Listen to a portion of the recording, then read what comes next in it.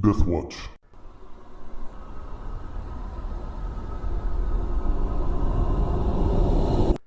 We'll just have to play double time.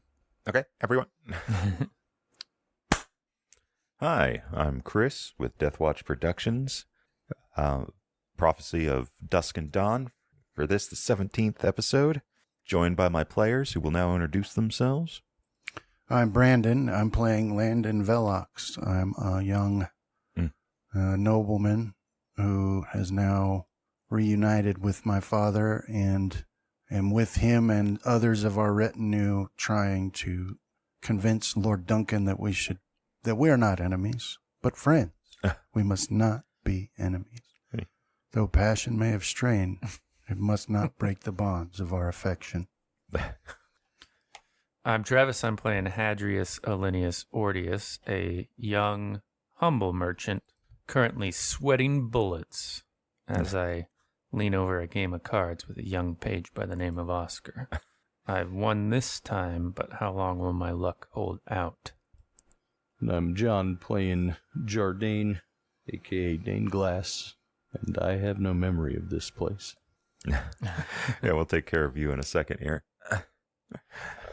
All right, so, Jardine, you were awoken briefly early in the morning before Solar rose by Hadrius, and you weren't feeling too well. You awoken with a slight fever and as if your head was underwater. So you decided not to go to the castrum that day. They've poisoned me. Stay home abed. Paranoid, I believe. And Hadrius, you had actually started to make plans to leave, right? You had won your card game and I think the door was opened. The page said perhaps it would be best to wait because there were so many people assembled around this commotion that was occurring. And so I said, okay, how about a game of cards? And that's where we left me in the middle of winning at least the first round or something. All right, so yeah, mark yourself up. 1 average, I believe. Yeah, was what the bet was. And a lot of the commotion has seemed to sort of die down, but when the page gets up and opens the door and he looks out into the hallway, he kind of takes a step back and you're hearing booted feet walking by. And so he's standing in the open doorway, slightly bowed to the men that are passing by outside. Many of them were armed and armored for battle. There's a slight gap in the rank and file as these more soldierly looking ones are slightly off in front. And you can see the face of Duncan the Younger walk by, along with several other men close by. One of them is an old, stern-looking man, maybe about 20, maybe 10 to 20 years, Duncan the Younger's elder, with grayed hair. Another is a mountain of a man, just monstrous. His head is outside of the door frame for if you're looking through there. And you are able to catch a brief glimpse of their conversation as they go walking by. Duncan the Younger speaking to this older man, saying that I fear I must apologize again, Lord Velix. My father wishes me to bring you to the dining area. He knows that you are here, and he'll meet us once his official duties are done. To which the old man, in a probably more gentle voice than you would expect from him, but there's still some iron there, simply says, you owe me no apologies. It's my house who was in the wrong, and it is I who must make amends here this day. So that's what you're hearing as they're walking by. They're walking fairly quick. Landon, give me a spot check. Wait for roll 20 to agree that I can control it. Okay. Let's make sure that you still have permission. Okay. I don't know if I've ever succeeded a spot check. All right. Do you want to push it or do you want to use POW? I'll push it. Okay. better. Weird. Yeah, I guess it was slightly better. So, Landon, you're marching down this hallway, and ahead, and slightly off to your right, you see that a door is open and that there is a young page kind of bowing formally in that doorway, waiting for you guys to pass. And as you pass through past that door, not through the door, just past it, you happen to glance into that room, and you recognize a face in there. It's a face that you would recognize even if you lived to 100 years old. It is the face of one of the men Luna showed you on your first encounter with her. And what was that situation again? She showed you a vision of a multitude of people, but only two stood out to you clearly. Yeah. And essentially, you couldn't understand her because she spoke to you in the old tongue at that time. And so you're only catching glimpses, but you think she was telling you to guard or protect, but you're not sure. Okay. That's right, yeah. But anyway, you see the face of one of the men in there, and due to your failed spot check, you stumble and actually almost trip, falling. You almost fall completely over. Okay. Ha ha, he fell down. I'll say. No, not really. So, Hadrius, you see this man look into the room, see you, and you notice the unmistakable look of recognition. He recognizes you from somewhere, and he trips and stumbles. I'll leave it up to you if you want to continue on or whatever, Landon. You would know in a situation like this, not that you tripped, but that you're going somewhere. Yeah. That you're kind of stuck going where you are. You Right. might be able to excuse yourself, but Bound by duty. Yeah. Do I have anybody with me? there's a couple members of your honor guard Yeah. that are here. Like that wouldn't be missed? Yeah, they probably wouldn't be missed. Yeah. Yeah, so that's what I'll do. Leave some of your honor guard Yeah, there. I'll just pull one of them and I'll say that man in there, go give him a message that I have something important to talk to him about Okay. after this is over. Tell him how to find me. All right. And then catch up. All right. Don't dawdle. Yes, my lord. He salutes and turns. All right. So this, Hadrius, this group of people have passed you by, and the young page is straightening up, and he's about to step back out, takes one last look, and he sees another man coming down the hallway back towards the room, and so he steps back inside. And a second later, this armed and armored man dressed in black and red steps in. I'll look at him cautiously. I'm somewhat worried about being recognized by somebody I don't recognize, but just caution for now. I won't say anything immediately. Incline my head in case I'm supposed to. So you want him to meet you? Yeah, like, maybe he can come to my tent or come to my camp afterwards. All right. I was just wondering. I don't know where else we would meet. Okay. I don't know this place very well. I was just wondering what the exact message was you wanted to give. You could order him to, or have him attempt to wait. Yeah, or like, what does that room he's in look like? It's a, it's a room meant for receiving guests. Okay. On a business type scale. So. Yeah, we'll try that then. I'll tell him that I have something important to talk to him about. Tell him to wait here. All right. And that I'll find him after this. Okay.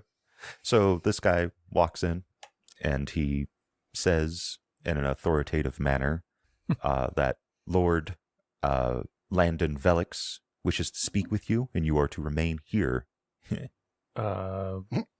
Well, tell your lord that I will be awaiting his pleasure. That sounds odd when in a modern frame, but I tell you, it's perfectly on the level nowadays. That's exactly what they used to say. Yes, I'll be waiting here. And if he departs or whatever, I'll catch Oscar before he dips out. And he's like, perhaps you could tell Duncan the Younger that I will be waiting here after all. And we might conclude our business today, if he's able. Yes, my lord. And you might have a chance to win that money back. Good game. It was, my lord. As you're talking to him, he's opening the windows now. Okay. Because it's starting to heat up already. The sun is up. And he closes the door to the hallway. Well, I'll take that pocket ham out of my pocket that I grabbed for Dane and put it back on the platter and grab some fresh stuff since I'm going to be here for a little bit. All right. Munch a little bit, I guess. All right. So a couple moments later, you hear your guard rejoin the honor guard, or make his way up to you past the honor guard, and he whispers that the man has agreed to remain where he was. Thank you. Well done. Did you speak to him at all? Did he speak to you? Just to affirm. Did you detect an accent? Yeah. Yes, my lord. Marasaurus. Just as I Villainous Marasaurus. Yeah, because in the vision, one of them had the look of Marasaurus. Mm-hmm. The other was like sandy blonde. Mm-hmm. Okay. All right. Is there anything else you'd want to do while you're waiting? Or do you want another game roll, Travis? Or If he hangs out to play, if he doesn't go off on his other duties, I'll happily play cards with him. Okay. Until I'm out of money anyway. So he kind of, like, you kind of see him thinking, like how much more can he get away with shirking his duties? Right. But at the end, he's like, just one more game. And he sits down and he'll start dicing or gambling with you. Well, just one thing there, Oscar. I'm a bit rusty on a particular set of skills. I was wondering if you might be able to spot something. We won't be able to play for money this time because it wouldn't be right for me to play this way with my new friend, but it might be a talent you'd be interested in learning. Are you interested, my young page, in what I am about to show you? Why is everything coming up so pervy? I swear I'm a humble merchant. Sure, my lord. Okay, so watch closely, and I'll start dealing out the cards. I'll try to basically do some mechanics here, deal from the bottom or whatever. Is that the complimentary thing where I take 1/5 from my sleight of hand and add it to the... Yeah. Or you can roll against your sleight of hand and make it an easy roll with your gambling, or gaming, sorry. Right. Yeah. We'll try it. So we'll try the sleight of hand on its own. Special! Ooh. And then the actual gaming roll becomes an easy. Yeah, so 2 times yeah. A regular success. Now, Oscar, did you see anything as we were playing there? Anything out of the ordinary? Anything that might make you suspicious? The only thing making me suspicious, my lord, is the way you're speaking. But no, I didn't see anything. Darned Marasaurus accent. So many thieves and bandits amongst my people. It's an equal amount treacherous pirate and lecherous noble, just combined into a perfect perfect mash of I don't trust you one bit. Okay, all right. Well, that's good. That's good. I had not done it in a while. I have not had the need, but let me do it again, but slowly. And we can fade there. I'll just show them like what exactly I was doing. You see that? A bottom card went on top. Exactly. All right. So, Landon, Duncan the Younger leads you through the castrum and out to the back of it, or close enough, to a secluded private garden on the east of the castrum. Mm-hmm. There, multiple tables have been set up, and a number of people have already gathered. Upon entering, a herald shouts out your names and houses. So he raps quickly on the cobbled stone with the butt of his halberd and begins to call out Comitus Lo, Dux Velix, Comitus Morgan, Comitus Velix, Comitus Piscator. Mm-hmm. There we go. And so on and so forth for all the nobles that are in your entourage.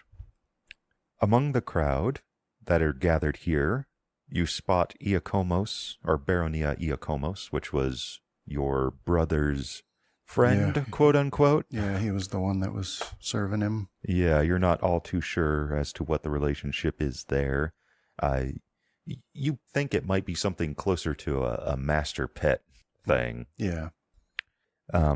Continuing to look through the crowd, there are 2 other faces that stand out to you. One is of a man in his early 30s, who, much like his brother, bears a striking resemblance to his father, Duke Slow, if Lowe had developed a love of pastries at some point in his 20s.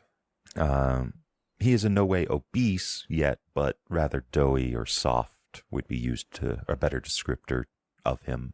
Okay. And another is a pretty young woman. Thankfully for her, she seems to take after her mother, save for the jet black hair currently curled and loosely pinned back, allowing her to show off her elegant neck and pale, slim shoulders. It is of a little surprise to you to see current Mars Ors fashion being worn. It's rather risque this far north. The further north you go, the more risque it becomes.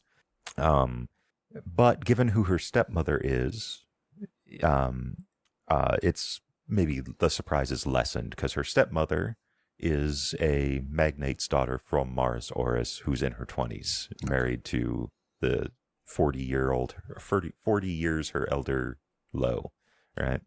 So, but you still doubt her father would be all too pleased with her showing as much skin as she is. And in this case, that much skin would be like some cleavage, shoulder, nothing all too racy. The dress would still go down to her ankles. Not too racy by modern day standards, right, yeah. And nothing that Landon hasn't seen before. Yeah. If you want, you can roll an insight, strategy, etiquette, or a know or idea difficult to kind of get a subtext of what's going on here at this party. Okay, you said insight, strategy, Or etiquette. or etiquette. And if you wish, any of those can be used to complement the others. Yeah. Let me do a strategy, and I'll use my insight to complement it. Okay. How do I do that? Insight you'd get 1/5 of your insight to your strategy. Okay. Is that what you wanted, right? Yeah. You wanted insight to complement strategy. Okay, let me... And then you would just add that as a multiplier up in the top. All right. Sorry. So 1/5 of my insight is 13. Yeah, so there's a multiplier box up in... And I just put 13 in there? Yeah. And then remember to remove it before... yeah. And then we'll do strategy here. Mm-hmm. Critical. All right. So you do what you've been taught and raised and essentially groomed to do, which is mingle at these parties. Mm-hmm. And as you're walking about, you're kind of getting a feel of it. You're hearing the various gossips and currents going around. Many of the nobles gathered here are expressing a sort of polite impatience. It seems to you like many of them want to not be here. They want to be marching south, and that they have the feeling that this has been put off far too long. There's lots of talks about brigands and footpads to the south, and apparently some have sprung up to the north as well. But you think that might just be the group that you encountered. You suspect that your father wouldn't broker too many springing up to the north. So Yeah. And when you do stop and talk to various nobles here or there, many of them will kind of begin fishing. And this is compared to the courts of Mars Oris or Domus Solis. This is nothing. This is like backyard wrestling, as opposed to Hell in a Cell or something. So you feel that they're trying to kind of fish to see if perhaps you brought any of these footpads up from Mars Oris. I mean, they seem to know that you were there, and perhaps you just hired on some. Like, do you have any idea who they are? It's fairly clumsily executed, and with your strategy roll, you're seeing through it. Mm-hmm. That said, because of you use strategy and not like etiquette or insight, you come off as kind of more cold than you might want, right? This is all going to some sort of plan that you had when you walked in here, right? And so you're kind of giving canned responses. You were expecting this. Other nobles recognize you right off the bat, and they kind of start trying to warm up to you, and they start asking about your relationship to the various magnates. Baxter, they know that you lived with him for almost a decade, and it seems to you like they're trying to bypass the mercantile writs that are required for trading with those that belong to the Merchants Guild, which is a Mars Oris thing that is used to kind of strangle out the competition. Yeah. Right. And so they're hoping that perhaps you might have some way around some of this, especially given your friendship and mentorship under Magnate Baxter. But you also have an inkling that this might be kind of a false, like a red herring. Yeah. And that they might actually just be testing you on whether or not you know any magnates, or if rumor has grown out of proportion with what you're actually able to do, what you were doing down in Marsaurus, right? Right. That said, with that roll, and you can easily rattle off a dozen or more magnates who have personally entertained you in some form or another. Yeah. At parties and balls, Okay. private business meetings. Yeah. There's a couple that you could name drop that I'm not going to generate stuff for right now, so we'll put that aside.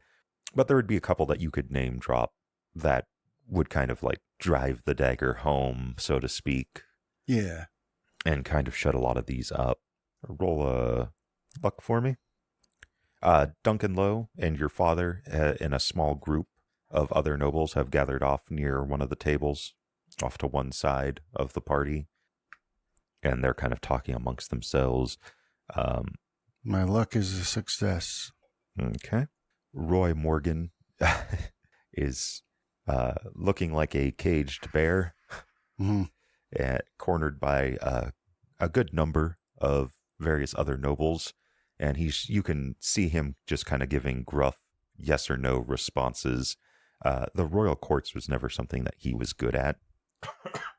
And so long ago, he learned that you could say one thing and these damned nobles would take it and run with it half a dozen different directions. Right. So he just sticks to simple yes or no or I don't know answers. But there is one of these nobles, Daniel Lowe, who's kind of staggering throughout this party. You would think that he was already drunk, had probably started when he woke up and continuing to now. Daniel Lowe? Yeah. And he's staggering his way towards you. The smell of wine hangs in the air about him, and there's a sway in his step. And with that strategy that you rolled, I'm just going to continue it on forward. When you look at him, you find yourself staring at a reflection of yourself. The sway in his step looks real, but his footing speaks of years of training. And while he hasn't mastered the sword by any means, you're certain that he'd surprise more than a few lordlings in Marsaurus if they challenged him. And you also notice that while he wanders the party, many of the guests pay him little mind and continue their conversations as if he wasn't there. Right. This allows him to openly listen to what's going on, as only the most paranoid nobles seem to halt their exchange or change what they're speaking about when he's near. So you suspect that he isn't drunk, or if he is, he's not nearly as drunk as he's letting on. Okay. Yeah. So basically it's just doing what I'm doing in a different way, trying to gather information and put people off their guard. Yeah. So. And so he's wandered over to you, and he nearly bumps into you. And when he catches himself, he looks and he's like, "Oh, good morning." And he kind of leans close to you. You can smell wine on his breath. And he's like, "I want to thank you for retrieving my brother." And he kind of holds out a hand, but he's... Yeah. I'll take his hand and shake it, and I'll say, no thanks are necessary. He's a dear friend. He would do the same for me. Oops. There we go. All right. So I'm going to ask you honestly, what are your initial reaction or your feeling towards Duncan the Younger? Was your statement true? Mm-hmm. Okay. Because you get the immediate impression that he's weighing your reaction and answer about his brother. Oh, okay. Are you actually friends with Duncan the Younger, or do you feel that there's some sort of kinship or friendship there? I do, absolutely. And, was the rescue itself a actual rescue, or was it, some sort of brilliantly staged thing where you right, yeah, hired and and then summarily executed essentially 40 men at a whim. Exactly. Which, given some of the rumors that have been going on about House Velix, is something that would definitely be believable to someone who was not of House Velix. Right. Yeah, no, that's not in my wheelhouse for sure. But yeah, I do mean what I say. I like Duncan the Younger, and I'm glad that he's home safe. So he begins to ask questions about the kidnapping and subsequent rescue. Mm-hmm. You figure doing more of the same. He's digging. Yeah. But yeah, it's like, why do you think that someone would kidnap my brother and then, but try to blame it on your house? Simple questions. These are questions that a baby noble would kind of do the that would be easy for a young noble to answer, right? Mm-hmm. So maybe he thinks you're an idiot. Maybe he's hoping that his drunken act is making him seem more like an idiot than it is, but it's not quite working on you. This is right. The magnates in Maris Oris would tear this poor young man up and dump him in the harbor. Yeah. Yeah. Well, I'll, because I see what he's doing here, and I can understand why he's doing it. I'll just sort of play along with the friendliness and just avoid any direct answers to questions. So basically, what I'll do is another question. So like, if he says, Socratic method. Why would they, have tried to kidnap you? And so basically, my response will be, exactly. Why would they? Right. I've racked my brain. I can't. Yeah. Why does man do the evil that man does? Yeah. Right. But you're maintaining that friendly atmosphere, and so he seems to be fine with that. You think you see some, not quite a side eye, but some recognition that you're kind of shutting down parts of his questioning in a way that he can't really counter question without seeming like or stepping into the spotlight, essentially, right? Yeah. It also doesn't help that because you rolled strategy, you're coming off more cold and calculating in your answers. So you're friendly enough, but it is just enough to, Yeah. Okay. So, I forgot about her, dang it. Leodin, when, do you want to keep her near you, or do you want her, or allow her to wander the party? She was nervous coming in here. Mm-hmm. But, Yeah, well, I mean, I'll leave it up to her, but like most likely what'll happen is she'll get confused for like a servant. Mm-hmm. And so then that might, get her sent on tasks or whatever. So I'll tell her she's welcome to stay near me if she's more comfortable. Mm. She nods. Let's see. But otherwise, and be polite, but be very careful what answers you give. For even the most innocent of responses can be twisted by knaves and turned into a trap for fools. So she stayed with you for a period of time, but at some point she either got swept away by someone else, most likely wanting to separate the two of you so she could be questioned and you could be questioned separately, type of thing, right? Yeah. Standard thing. So you've kind of lost sight of her at this point. By the time Daniel Lowe has made his way over to you. But he will inquire about her, asking, like, what is she? What did she do? My brother spoke of a young woman that came out of the forest with you. Yeah, she is knowledgeable in herbs and remedies, and she was what's the word I'm looking for? Well, she was very helpful in restoring your brother to health after we rescued him. And you just happened to find these knowledgeable young women in forests? I am a lucky man, some have said. Perhaps I should join my brother when he goes hunting next time.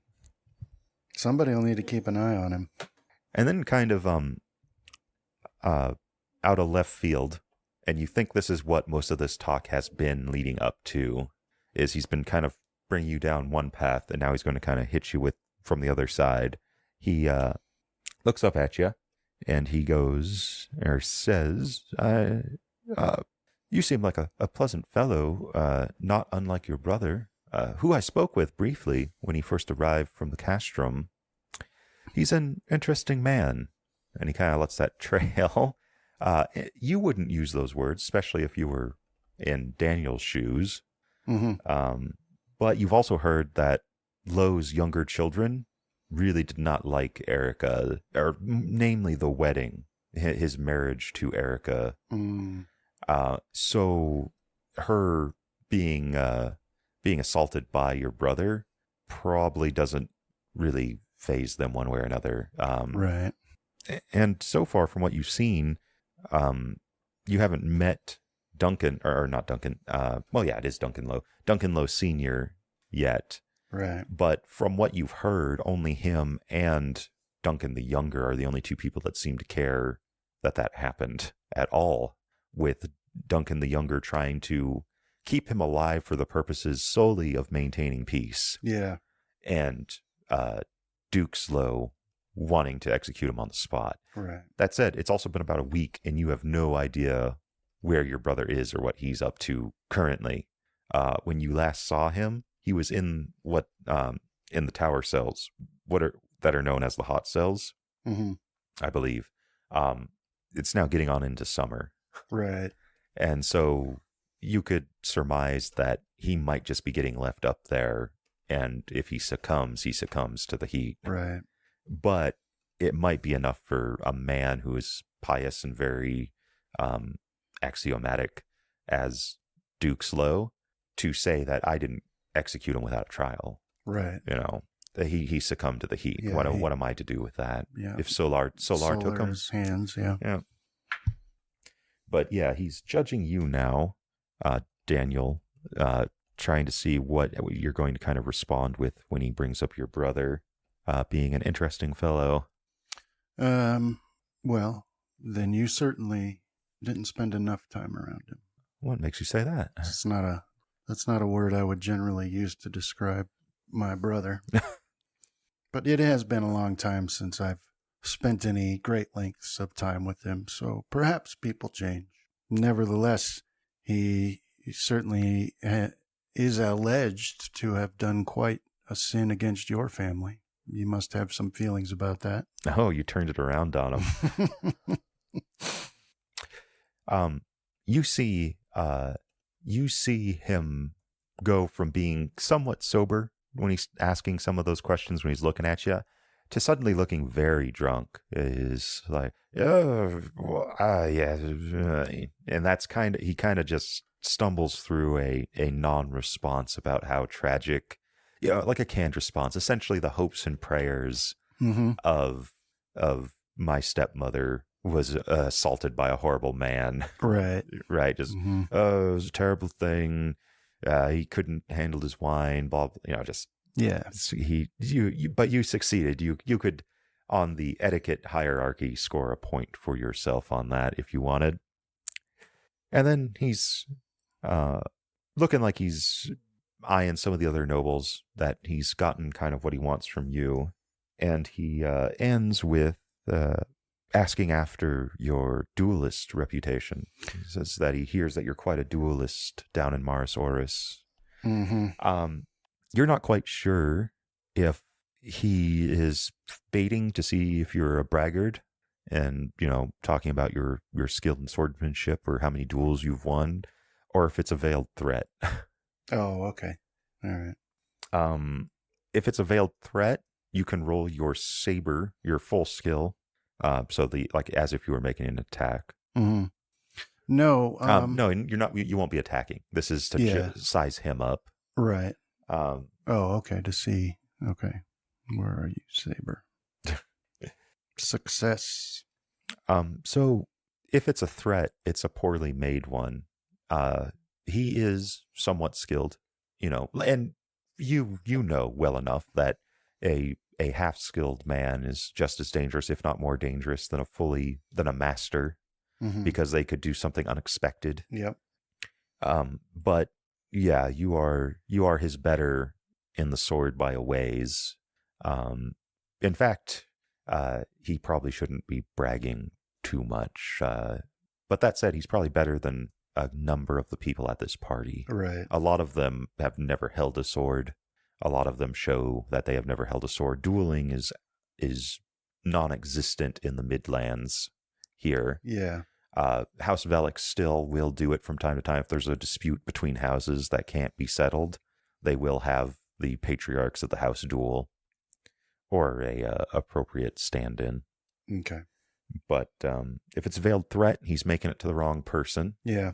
Well, I want to just, as far as like when he says you're quite a duelist or whatever, then I'll just say that by the time rumors get all the way from Morosaurus up here, they've taken on a Life of their an own. unrealistic life of their own. You can trust me on that.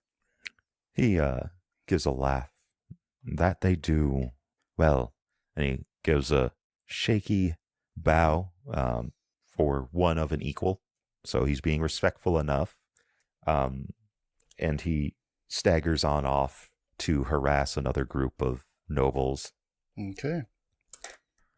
Alrighty. Jardane, are you there?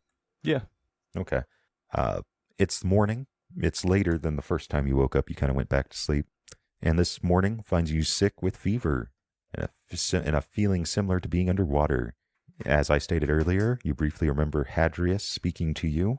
Before heading out that morning, looking around the room, you find Ollie tending to his weapons and armor. If there's anything you want to do... Is the fever still burning, or am I just... or is this the after You feel it. portion? You feel it subsiding fairly quickly here. You suspect by the end of the day you'll probably be right as rain. Can you roll a spot for me? Ollie, they've killed me. They've poisoned me with fire. Success on the spot. So while you're speaking to Ollie, is there... what did you want to say anything to Ollie? I will ask him where is Hadrius, and do we have any All right. water? Yeah, he pours you a glass of water from a pitcher, and he's like, boss went over to the castrum to continue negotiations. He tried waking you up. So, I would have been useless to him in my current state. woe is me. So, as Ollie is talking to you, kind of standing over the bed, you look over his left shoulder into the corner of the ceiling, right up in the rafters, and you see that fate spinner, Ladybird's her name, sitting up in there. She's a dark patch in the shadows of the upper corner of the rafters. I won't call attention to it. All right. Just put me a little more at ease knowing that the fate spinner is watching over. But Okay. I will rest for the rest of the day. We'll see if I can get rid of that. All right. So, if you're just going to be resting, are you going to be reading or just sleeping? No, I will actually rest the entire time. Because once I start feeling better, then that will be time for books and other things. All right. Hadrius? So I'm continuing my wait. Yeah, it's not quite mid-morning yet. It's still fairly early. Well, at a certain point, I'll Or is it? urge Oscar to go on about the rest of his duties before you get in any trouble. And please remember to tell Duncan the Younger that I'll be here a bit longer. Perhaps we can finish our business. He stands up, and gives a slight bow, and he's like, "Yes, my lord. I'll send drink and food, and I will inform Lord Lowe that you are going to remain here until he is done with his business." Thank you. And so Oliver leaves the room, closes the door behind him. When he opens that door, it is much hotter in those hallways than the room, with its breeze kind of blowing in. How's the heat up here to compare to my homeland? The heat outside of the castrum is definitely lessened. It's also less humid. Right. But the castrum, just the nature of them, do make it like an oven. So it would probably be, I don't know, say it's maybe about 70, 80 degrees outside right now. It's probably getting close to low 90s in those hallways. Okay. Well, nothing for it but to sit here and bake. Mark the time until those refreshments sent by Oliver arrive. I like the idea that all of your servants are just named some variation of Ollie. I think I was calling him Oscar the whole time we were playing. He might be. I think his name might have changed. I think it's Oliver, though. The seneschal? No. The page boy who... Is the seneschal? I thought the That's seneschal was Oswald. Osmond or Oswald. Mm-hmm. I don't know. My ability with names is less than par, and I guess you could even call it subpar. And so after the first 3, it became too many for me to keep track of immediately. So yeah, I'm just trying my best here. All right, so you sit at the table, going over your contracts or dealing yourselves cards. Yeah, probably I was a little worried about not just signing the papers when I had the chance, so I'm probably worrying that. And also, the most pressing concern is who this man is that recognizes me. Kind of makes me nervous, thinking about jumping out that window. How's the fall? What would it? Maybe got 10 foot of foundation rock, so you're probably about 12 feet up. You're not too high. Yes, but knowing my luck, maybe I could sue the Lord for allowing these windows to be opened with no safety measures in place. All right, so back to this breakfast/brunch going on. Some more of the nobles have come over. They've talked to you here or there, but when Cassandra Lowe approaches, many of them kind of first, her approach is kind of announced by a gaggle of ladies in waiting or lesser noble women who kind of take away or what's the word? They make it where you're now alone suddenly, right? The noble men that were speaking to you are kind of ushered off into various conversations with these ladies, and then Cassandra is kind of there when you turn around. She gives you a slight curtsy and says, Lord Landon, it's an honor to meet the man who rescued my dear brother. She's dressed, as I stated, in Mars Oris fashion. She holds a parasol in her left hand to keep the sun off of her, and in her right, she has a fan that all the ladies in Mars Oris carry with them. Yeah. But yeah, she introduces herself. Yeah, so I hadn't met her before, had I? No. Yeah, so then I'll, whatever, you kiss her hand or whatever you do. My pleasure to meet you, Lady Cassandra, blah, blah, blah, whatever you say. So she begins talking with you about the wonders of essentially city life. And you immediately get that impression that she's feeling stifled out here in the country. She met her stepmother, Erica, in Damas Solis, which is, the jewel or the heart of this island, if not the entirety of the Western civilization. And her fleeing here, well, actually she didn't flee, she came back for winter celebrations, has kind of left her chafed, so to speak, with country living. She doesn't like it. Yeah. And she seems to be wanting to know a lot about Mars Oris. Right off the bat, your basic impressions of her is that she kind of just typical 20-year-old, 20-something party girl, except ancient times. So okay. She just wants to have fun. She wants to go to balls. She wants to dance. She wants to have a bunch of suitors and then kind of lead them on and just have a good old time. Okay. Well, yeah, I can play along with that and tell her about some of the grand functions that I've been to in Morosaurus and, Stuff that I wouldn't personally have enjoyed, but that she no doubt would. She is curious. There's sack races. You know? She's curious because she hears that down in Mars Oris that nobility, that none of the magnates hold noble titles. And so she's worried that if that nobility might mean nothing there, is that such a foreign concept to her? Well, it never means nothing, but it certainly doesn't hold the weight that that you might be used to out here. And it holds weight in other regards that you might not consider out here. It is its own alien destination, Mars-Oris. It's a strange place with strange customs. And then after that, she's like, in strange customs, I hear that they duel each other to the death. Well, surely not the ladies.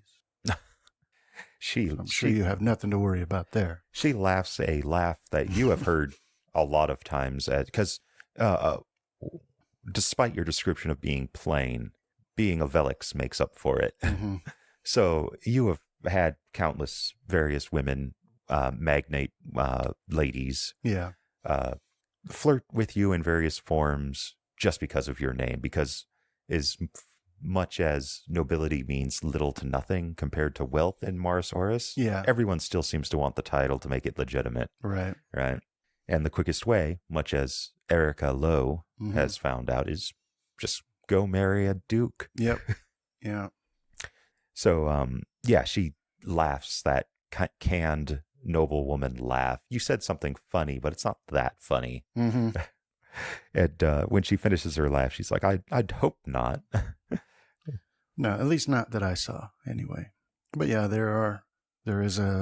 it happens more down there than here for sure. Even the magnates? Even them. Yeah. So no one is spared from this savagery. Well, I don't know. I wasn't called in on too many of those occasions, so I'm not sure. Did you fight any duels? Well, I wouldn't say so. I had some minor disagreements here and there, but I generally mostly was able to avoid unpleasantness. You are seeing some excitement in her eyes. Perhaps it's the idea of perhaps being the reason for a duel, right? That she likes. Right, yeah. Right. The excitement of being fought over. But yeah, she'll continue down that path for quite a while. How many did you fight? Well, so I'll just, because I don't like these functions and I'm getting a little bored of the whole process, and I just want to get this part done. Like, I want the grown-ups to get their part done with. I'll just play along with her because I don't have anything else to do. So I'll just spin a tale about. There was one where some young man wanted the attentions of a beautiful lady, and he was convinced that she was interested in me. So he challenged me, and we, I'll just spin a tale about that. We had a duel on top of on a cliffside or whatever.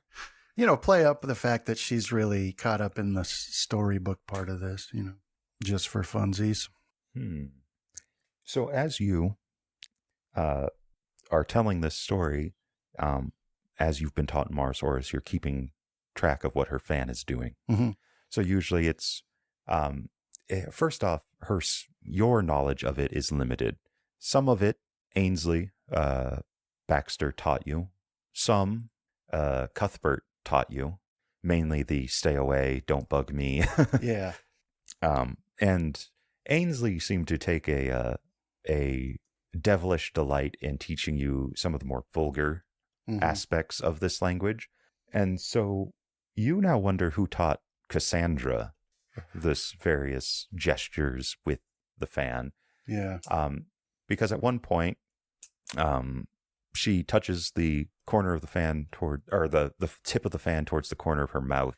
And you know that is hinting at a sexual act that a Mars-Oris whore would blush at. So you're kind of wondering what's going on there. And then before she leaves, after you're done with your conversation, after you've talked about your duels, she taps the tip of the pommel of your saber with her fan and says that one day she would like to see you duel, or see you use it, essentially. And that is another sexual act that, again, would be very embarrassing. And so you can't decide right now. Actually, you can give another insight if you want, but... Yeah, so I'm wondering if, she got a hold of a book and it was like... Well, her stepmother is from Morosaurus and is the daughter of a magnate. So it could be that. It could be a book. There are several books that have been written and penned about the various stylings of Morosaurus, but from what you've seen, many of it is fanciful and has never been written by a person who was there. Like just outlandish things like the women in Morosaurus wear next to nothing or feathers or weird stuff. Yeah, exactly. That's what I was thinking. Maybe she got a hold of that, and it's all like dime store novels about the old West where dragons were constantly terrorizing towns or whatever. Mm-hmm. So based on her actions, at first you would figure that she could just be, not overly flirtatious would be an understatement. A young lady who is emboldened by the fact that no one else here knows the various Morosaurus fan gesture language. But after that insight, you have come to the conclusion that a malicious person has taught her this. Mm-hmm. And the only thing you can come to the conclusion of is that this person literally wants her to commit suicide if it's ever discovered what she's saying openly, because this isn't just those actions that she did are a direct invitation, right? And how they're being presented. There are some where it's like a would you, depending on how open the fan is or how close it is. Would you want to do this? How quick she's fanning something. These are and I was looking lightly into the actual language that was used back in the day. Mm-hmm. So there's all these things, but based on your time in Morosaurus and from Ainsley's devilish laughter that is currently echoing in a distant memory as she was teaching you some of these various gestures, that these are actual invitations, let's go someplace secluded now. Mm-hmm. And you do not think that she knows what she's doing at all. Okay. So, then, which I'm going to regret this, but I do want to try to catch her, before she leaves, try to catch her and, lean close conspiratorially and ask her who taught you the language of the fan. So when she goes to leave, she offers her hand again. Mm-hmm. And so that would be an opportunity if you wanted. Yeah, that's what I'll do. Yeah. Okay. So you kiss her hand and then you kind of lean close. And she's kind of looking at you, what are you up to? What's your game type of look? And then you start talking to her. And you say, what exactly again? I was just going to ask, who taught you the language of the fans? I've seen you giving some signals with your fan there. I wonder who taught you, since I had heard you had never been to Morosaurus. My stepmother, Erica, taught me some before she secluded herself. There's disdain when she mentions her stepmother's name. So. Yeah. Okay. So this is Cassandra, and she is Duncan the Younger's sister, and a child of Duke Salo from before. Mm-hmm. All right. Yeah. They don't like that he married Erica. Yeah, they don't like that they married, or that he married a woman the same age as his daughter, essentially. Yeah. The daughter doesn't like it for obvious reasons. She was a daddy's girl. Now she doesn't feel like she is a daddy's girl any longer. The younger brother seems genuinely, from what you've heard, generally put off by that as well. She was too young. Yeah. Duncan the Younger doesn't really seem to care. Yeah, right. He's cool with it. He's whatever, Dad. He's heir. Let the old man have his pleasures in his late life. So you say that, she says that her mother or her stepmother taught it to her, and she's like, and then she smiles, fairly broadly, and says that, I've been practicing. How's my practice turning out? Oh, wow. Yeah. So I guess I want to say that I'll focus on the parts that don't matter, like your wrist movements are masterful, and the fluttering of your fingers are whatever. I'll focus on that because telling her what I've just discovered. Well, now maybe. Well, yeah. I'll stick with that. I'll just be like, you've got the fundamentals down with your wrist movement. It's like when violinists, they're like watching someone play violin, and they'll always, but the wrist is bent, or blah, blah, blah, blah.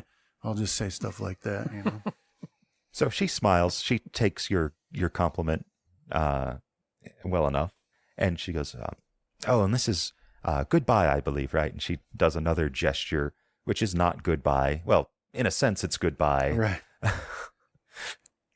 And then she walks off and is almost magically surrounded by the noble ladies that that were part of her entourage. Okay. All right. Well, so I mean, I definitely, there's some bad blood there. There's some bad blood there. Okay.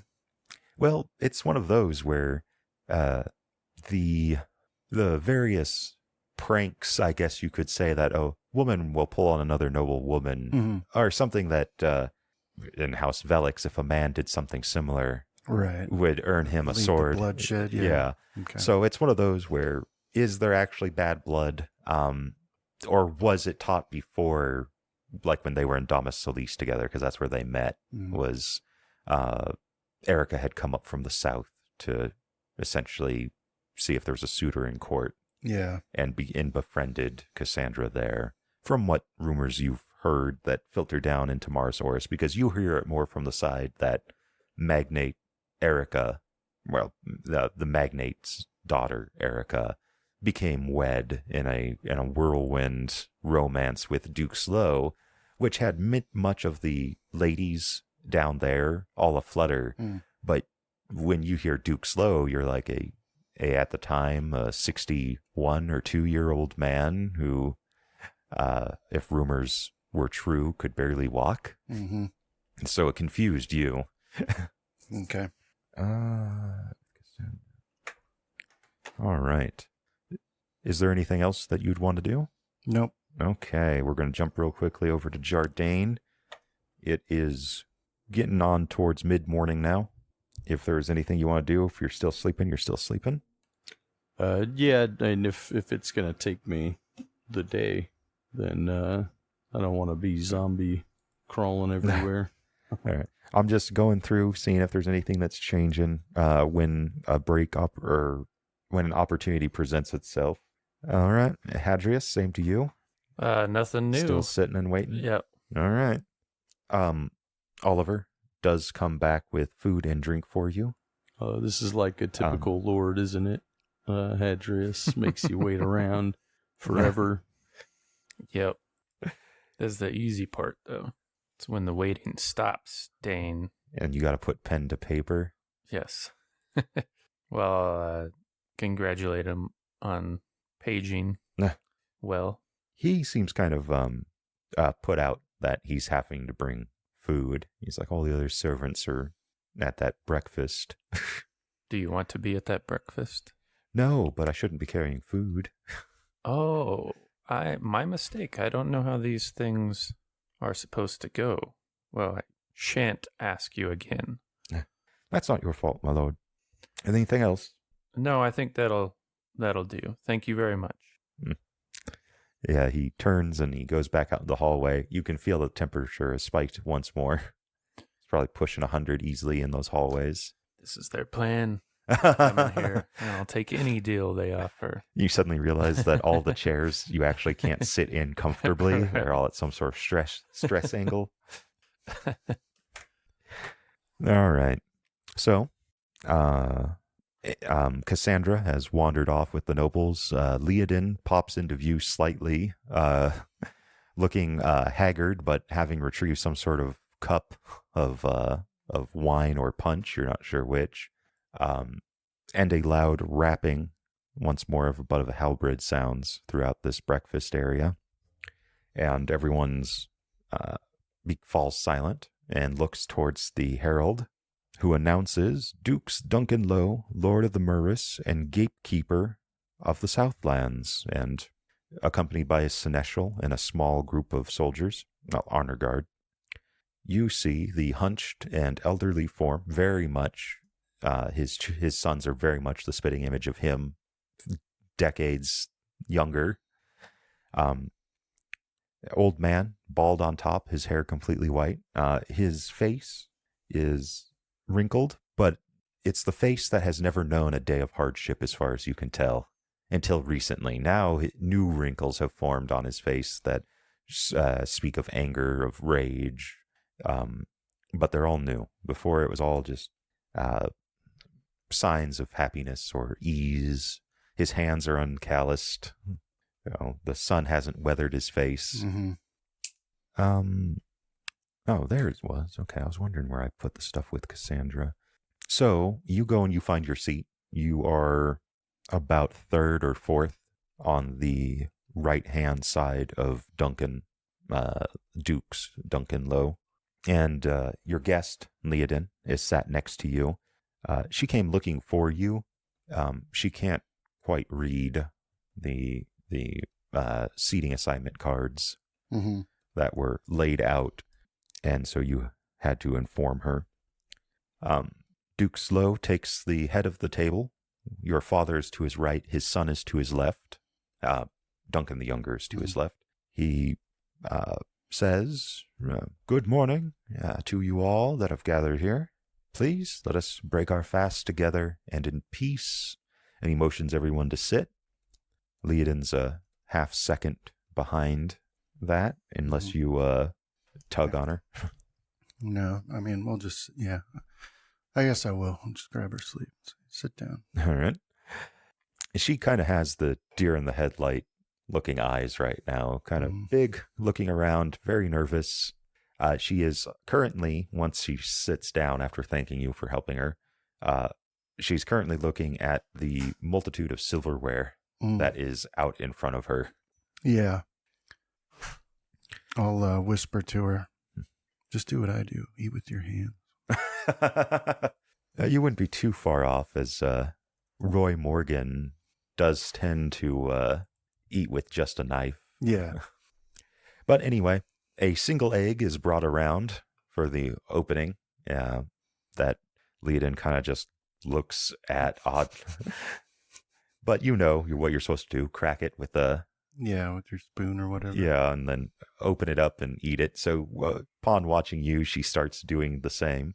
But that said, we're going to fast forward a little bit, as much of this time is spent conversing, conversing, namely between your father and Duncan. And this area is sheltered underneath a tarp for against the sun, right?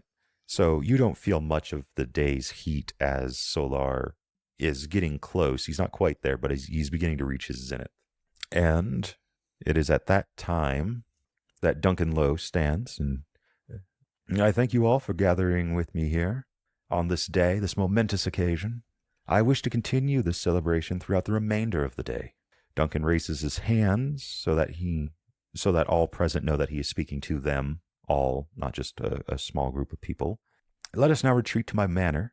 And Low pauses, and you see a slight grin appear on his lips. You can roll an insight. Gonna have a red wedding or something. Insight special. Alrighty. He thinks that what he's about to say is going to be a perfectly executed trap, right? And you come to understand why he thinks that. So he pauses. That grin appears. However, before we set off, I think it best to make a true showing that any grievances that we may have are put aside. You can see your father's jaw clench. The best and only way I believe this possible is for our two great houses to go forward as one. Duke Slow speaks these words directly to Leofric. It would honor me if you allow your honorable son, Landon, to wed my daughter, Cassandra. So this is a doubly and probably quite masterful trap from this old dukes here. If your father says yes to the union, then House Velix's hold the inroads that you've made in Mars Horus, right, over the years, and your father's inroads as well, would become Duke Slow's, right? Doubly so if Lo knows that you're expected to soon renounce your titles, because then you have absolutely no, on the books, reason to even be consorting with Velix anymore. You're not supposed to, right? Mm-hmm. So if Lo knows that you're soon going to give up your titles and that you have made amazing inroads into Mars Horus, this is him attempting to seize those inroads. Right. This would also give House Lo an out when it comes to having to punish your brother in the interest of maintaining peace. Mm-hmm. We're family now. We'll forgive, we'll forget, but don't let him show up on our lands again. But also, if your father says no to this, then it would show that House Velix is the one that doesn't want to go forward peacefully as one family. And then whatever happens to your brother, whatever happens with this war is kind of going to be blamed at House Velix. Right. After Duke Slow speaks, that hush seems to deepen, and all eyes now turn to Duke's Velix as he stands. Across from you, you can see that despite her flirtatious nature, Cassandra is rather taken aback by the sudden proposal. Your insight reveals that she was not expecting this at all today. Okay. In fact, you think that she might already be promised to someone else, Mm-hmm. or at least was attempting, or that she at least probably has a suitor that she had in mind and was probably hopefully going that direction. Okay. Your father looks briefly at you, buying time most likely before he opens his mouth to answer. Now, if you want here, Brandon, you can roll a luck. I do want success. All right. So, I will now leave it up to you. Yay or nay, do you want to be married to Cassandra or not? No. Okay. So before your father can answer, a commotion near the middle section of the table draws the gathering's attention. It's a young man's voice. I will not allow this. The speaker, a man a similar age to yourself, has stood up, knocking over his chair, and has slammed his fist on the table. My lord, I cannot allow you to marry Cassandra to these villains. Duke Slow tries to speak to save the man from any further embarrassment, but he doesn't listen to his lord and begins making his way up the line of nobles, coming to stop directly in front of you. Right. From what I hear, he's shouting at you, you're a little better than a Mars Horus rat, so you should be used to such treatment. And he cocks his hand back. Okay. And you can attempt to dodge this incoming slap. Now, this isn't something that would happen in Mars Horus. A duel is stated verbally. Yeah. Because if you're already hitting the person, your blood's about to start coming any second, right? Because, if you're already hitting, then this duel's on. But yeah, he's cocked his hand back, and he's saying that he's challenging you. Oh, okay. So he's all right. So then is that how it's done up here? You just accept the slap, or he's going off of one of those stupid books or rumors he's heard. He thinks this is how it's done. Yeah. Little does he know that if you were in Mars Horus, if that slap lands, you could just draw your dagger and start killing him right then and there if you wanted. Okay. So, but you have you can dodge this. You can take it. It isn't probably going to hurt you. Yeah, I'll take it. Okay. So yeah, he lets this backhand fly and declares in a loud voice that I challenge you. Somebody leave a window open. There's a draft in this room. What's that from? I don't know. Okay. It sounds familiar though, doesn't it? So Duke Slow is angry. He begins shouting now that I will not have this barbarism at my table in my court.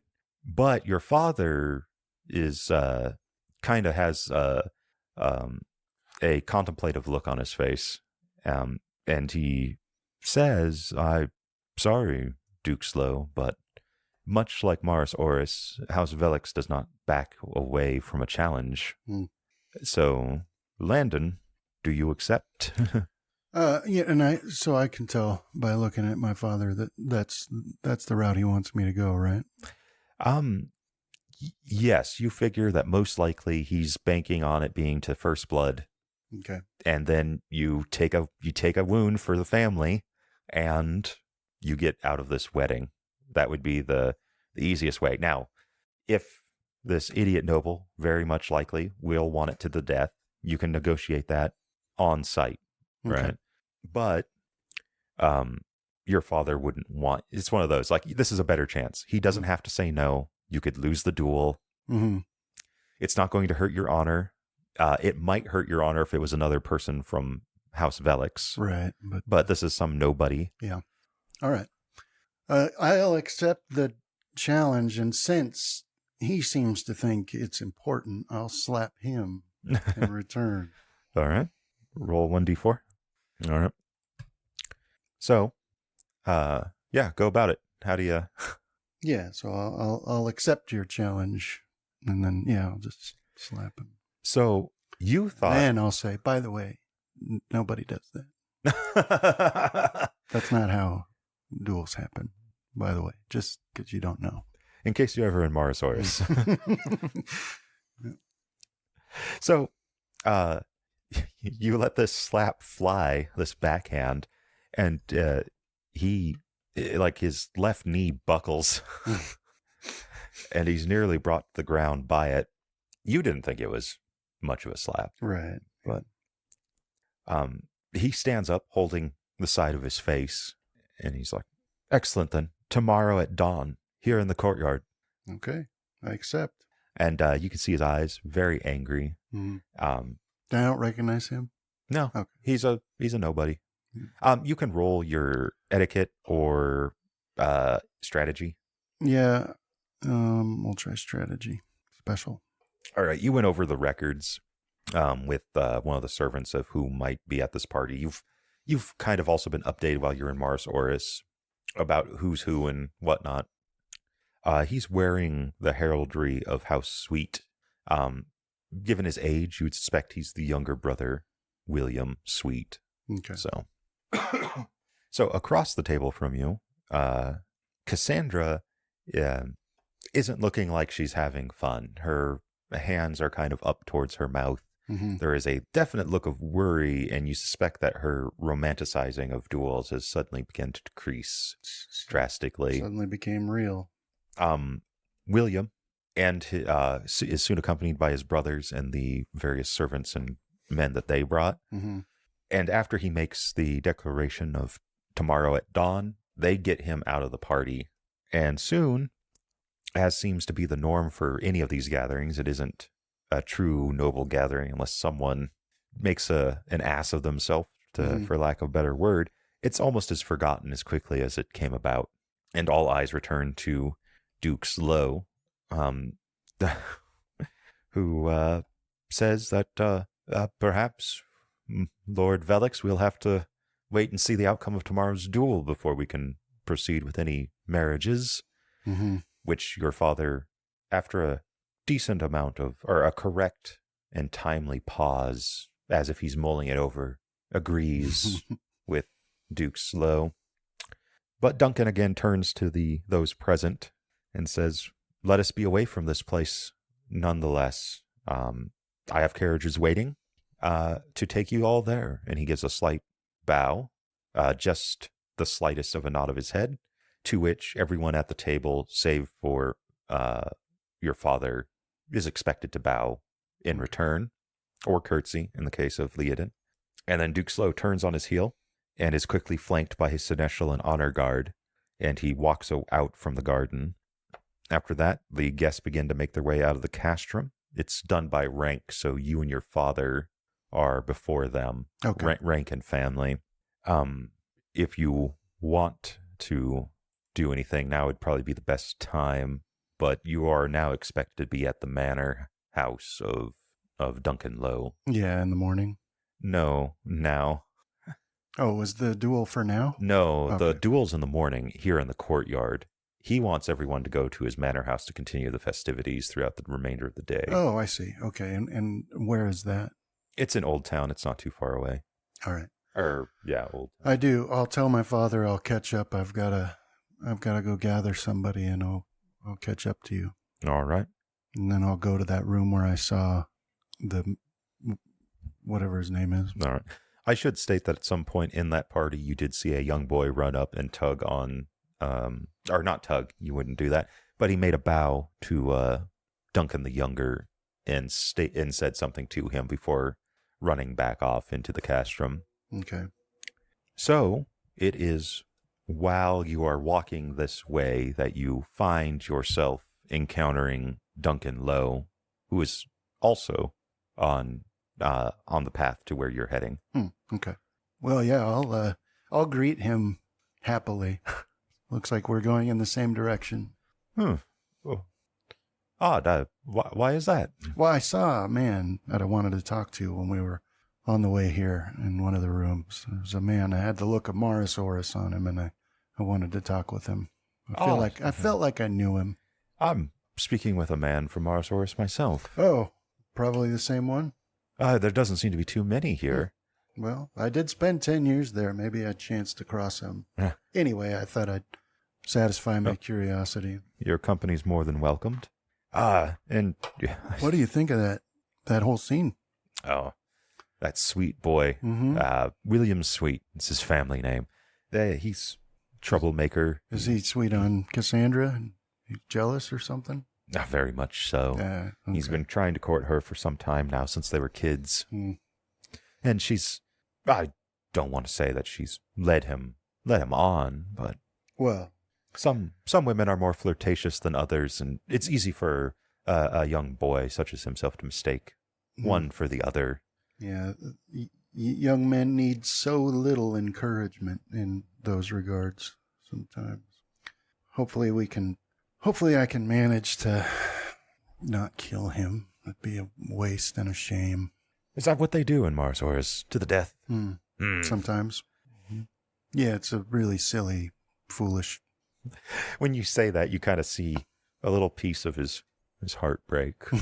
Because, as I've stated several times, he doesn't go by his proper honorable title or honorary title of Comitus. Yeah. He goes by Equus, which is the title he earned. So he actually, despite being in his 40s, views himself more as a knight than a lord. Yeah. So the idea of dueling to honorable death at dawn is something that he has romanticized. Yeah. Well, no, there's plenty of that. There's plenty of that still, but there's an awful lot of young men with more money than sense that want to earn a name for themselves and imagine any slight they can to justify challenge. I would imagine that would be quite the problem. You guys are heading down the hallway. It's very hot in here. To you, it is the aridness of the heat. You're used to Morosaurus summers. 100 degrees isn't too bad. Yeah.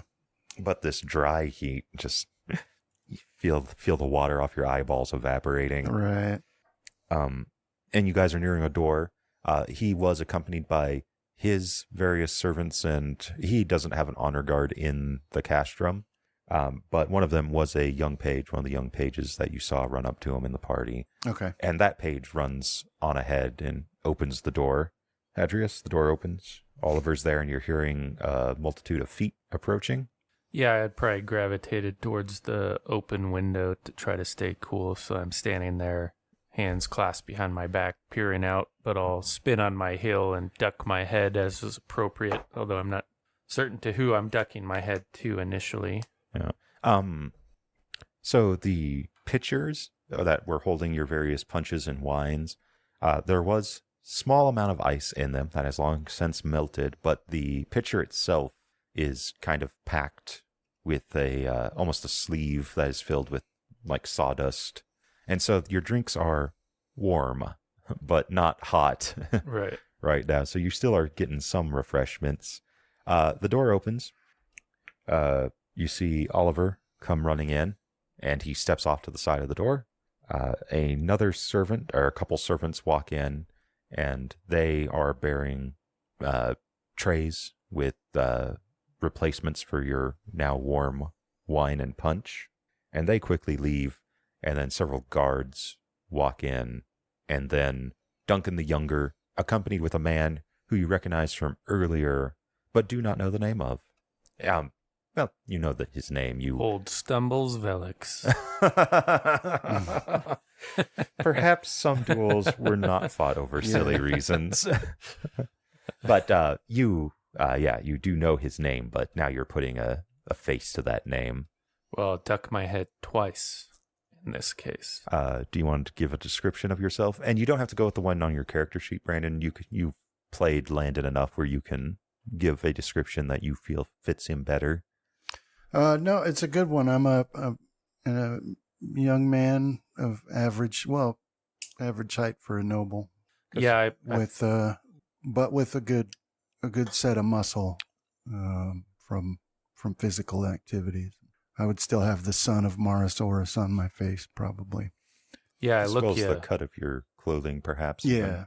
Look you twice over, trying to figure out why it is that you recognized me. I got a nice looking saber at my hilt that you probably could sell for a pretty penny. Yeah, a real pretty penny. So yeah, he walks in, and he has various markings and trappings, like he's currently armored in ceremonial armor that isn't of Marasaurus, but the clothing that is poking through bears the cut of Marasaurus, as well as his tan. I do a quick calculus in my head on my enemies back in Marasaurus and see if I saw you around any of them. I think we've spoken several times that the name Velix isn't unheard of in Marasaurus because they've got their fingers into all the pies down there, or are trying to, and that Velix, or Landon Velix, while you didn't quite know of him, you knew of him from like second, third hand reports, was kind of the catalyst for a lot of it down there. So most likely some trade or another of mine caught his attention. Yeah. I'm thinking. Or someone complained to you about these outsiders coming in, driving up prices on writs, blocking out parts of common trade routes because they want us to take that damned sea route of theirs, stuff like that. Well, yes, I'll be, keeping my head inclined until they're all in and what have you. All right. So, yeah, you see a merchant of average height and size. Average describes him well, I think. Average cut of his clothes. Yes, a slight beard. I put on Discord an image of me and the page boy playing cards. I don't like it. Damn AI. That's what that is, right? Right. Yeah. So yeah, it looks a bit like Michael Sheen, but younger. I am a little taller than average, I would say. Maybe not for Marasaurus, but... So, Duncan, the younger, it's his meeting. It's his castrum, so he takes control, unless you want to try to step up and shut him down. No. Okay. No. So, you see Lo give you a slight bow and kind of gesture for you to sit. Thank you, my lord, for meeting me again. I did not expect to be here, but I'm glad we may conclude this business today, if it pleases you. It would please me greatly. My friend here tells me that he wishes to speak with you, but if it is all right with you, I would like to conclude our business first. Please, of course. Yes, well, I could see you were quite busy with other matters around the castrum, but have you been able to give any thought to my counteroffer that I made before you left? What was it? It was 30%. 30% of the profits in repayment. So he will counter with 45, and so roll out your bargain if you want to. Okay. Bargain. And so now the actual numbers don't quite. Oh, you still on easy there. Oh, I rolled an 18. I think is that still a special for you? 69. It's gotta be what, the 5th? Yeah. Hold on. Mhm. Windows is opening the calculator. So it's against a 76 with the, what do you call it, right? 15 would be so not just a regular. So I'll be like, 45, my lord, but a rounding error from 50. I could not. I would be destitute if it were any higher than 40%. I am not commenting on the wealth of this great house. I'm merely stating the facts. Landon, you've been present. Many of the magnates all speak in a similar manner. He's not it's not malicious. He's not speaking ill of the house. He's just going to try to take as much as he can, much as he can, and Yeah. it's natural for those of Mars Oris to act in such a manner. But you do win out your bargain unless Landon wants to put his thumb on the scales here. No, this is not my business. So you, Landon, for your part, there's always room for negotiation in Mars Oris, and I think perhaps Hadrius will agree with this, that, 40, take it if I can get it, because I'm getting a lot of money on loan, essentially. Right.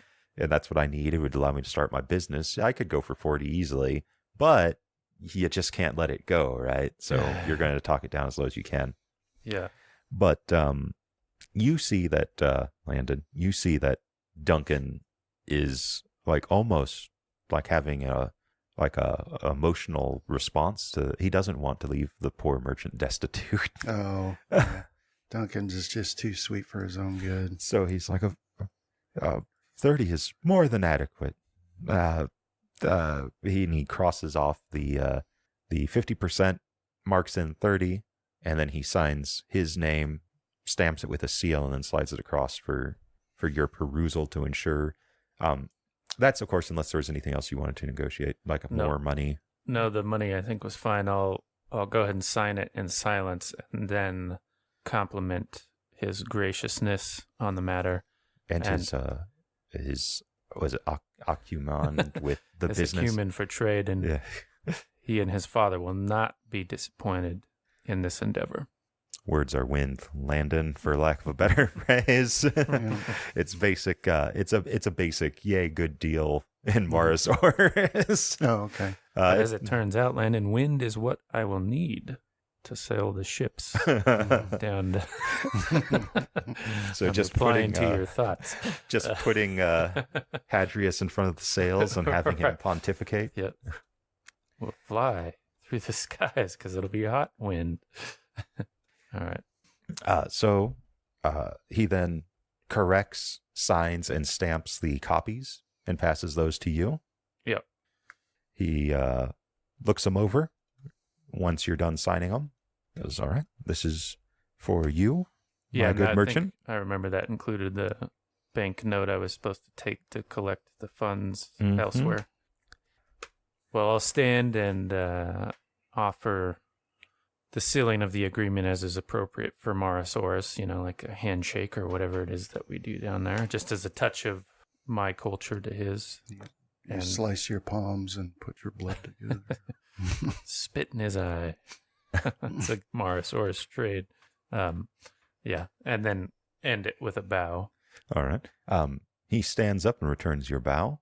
There will be a carriage waiting for you, Landon, to arrive at the manor in a timely fashion as you see fit.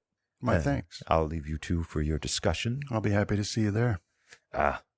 It will be my pleasure. And he makes a final courteous bow, and then he goes out the room and down the hallway, leaving the page Oliver there, the lust of gambling already feverish in his eyes. Did Landon stay with me, right?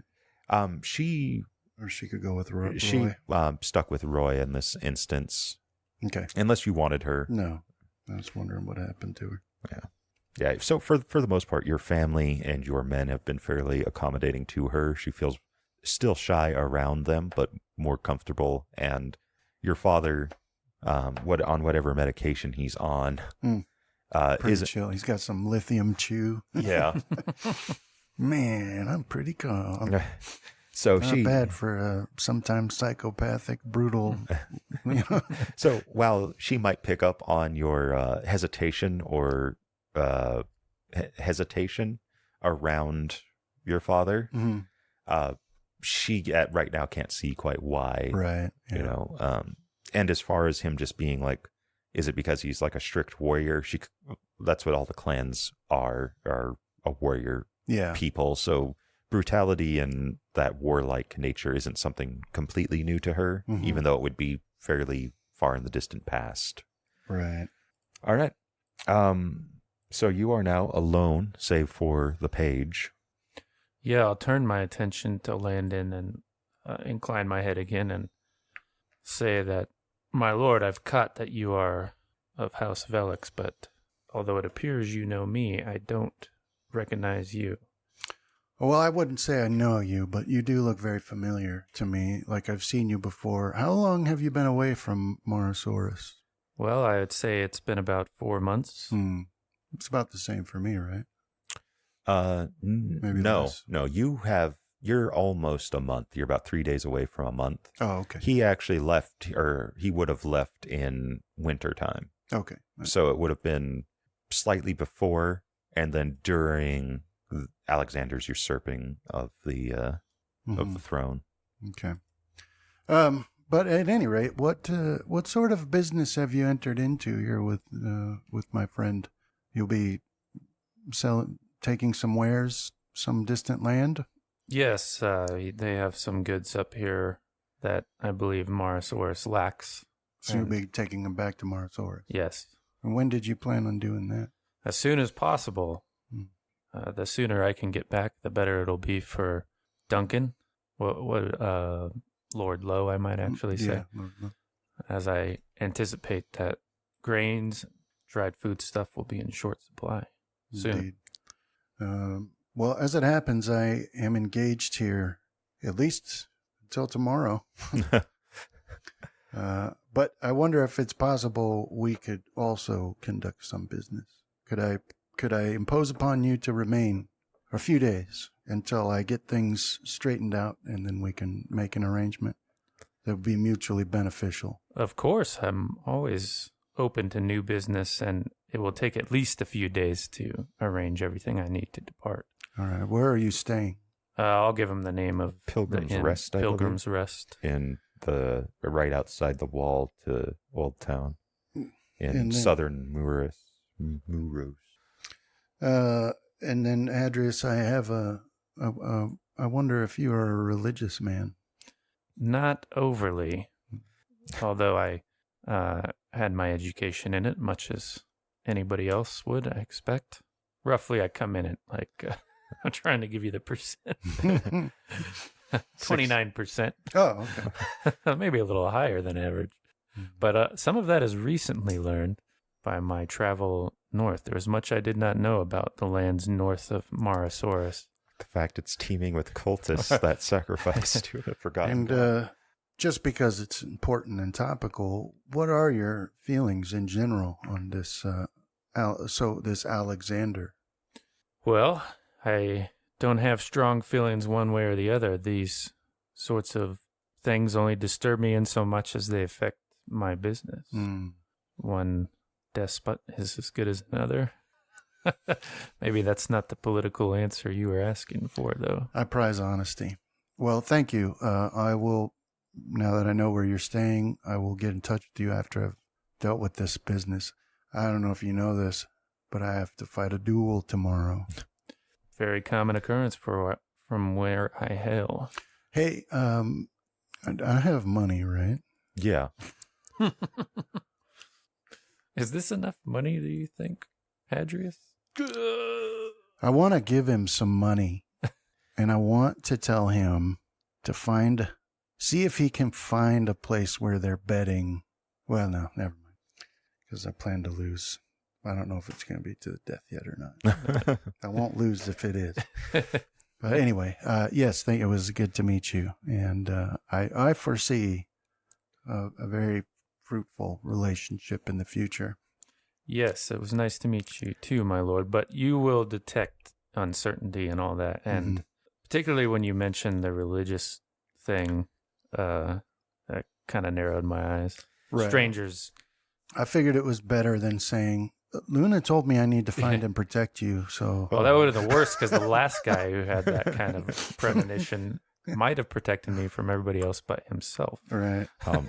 That said, though, Hadrius, it is a possible inroad to rubbing elbows with magnates. Right, yeah. If you I'm partner up with Landon. Well, my lord, how does protecting copper sound to you? High calling. All right, so that's where we'll probably have to leave it. Yeah. Is you two coming to some sort of agreement for Hadrius to stick around long enough for a proper conversation when it isn't an oven in a castrum? Right. And with Landon having to prepare for his duel on the morrow. Mm-hmm. But first, you must party all night long. Yeah. All right. All right. Well, thank you guys for showing up. Roll against one of your skills. Thanks, Chris. Dane, we now have 322 average denarii. Is that what you were calling? So here's what you're going to do.